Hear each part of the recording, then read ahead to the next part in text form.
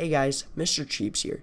Due to popular requests, the background music in this video is non-existent. Let's get started.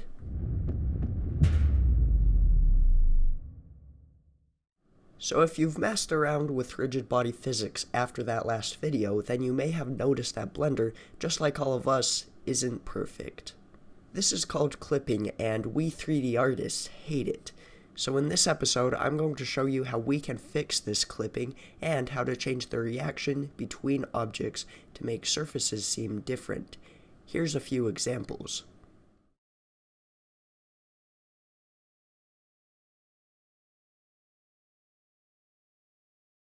So let's start by fixing the clipping issue. One of the simplest ways to fix a problem can be to increase the number of times it is run. For most physics simulations, this would be done in the same tab as the other settings, but this is actually not the case for rigid bodies. There is a Scene Properties tab in the Context menu signified by this symbol. This tab is where we will find the settings for our simulation under the Rigid Body World dropdown. This has multiple settings. Collection and Constraints allow you to select which objects are affected by the simulation. Now, speed obviously affects how fast things happen in the rigid body simulation. Split impulse is a bit of a weird one. It removes some velocity when objects collide, as you can see here. Now, Blender gives us a bit of a warning for this one, telling us that this should only be used when it is absolutely necessary, as it removes some stability from the simulation.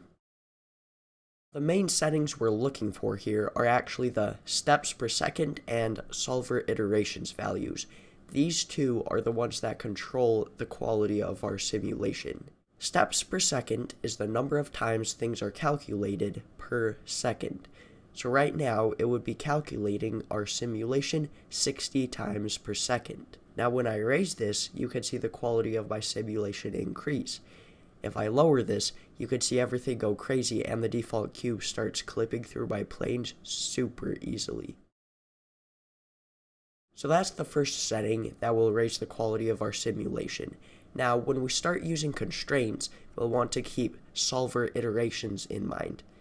Solver iterations is the amount of times rigid body constraints are calculated per step.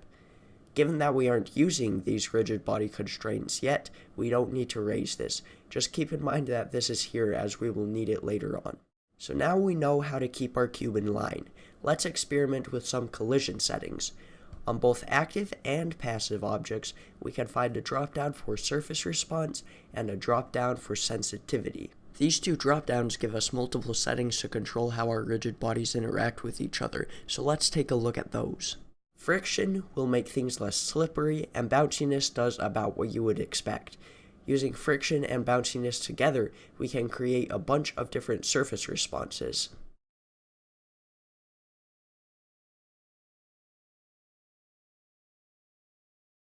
Now, collision margin is an interesting one, and definitely a setting to be careful with. Toggling this on will give your object an invisible force field of sorts, extending the box that other objects would collide with. This can be useful if things are passing through each other, but it's something you need to be careful of, especially if you're getting close to your objects. Remember that margins can be set on both of your rigid objects. So if you have it set to 0.1 meters on one object and 0.1 meters on a different object, there would be 0.2 meters between your objects when they collide.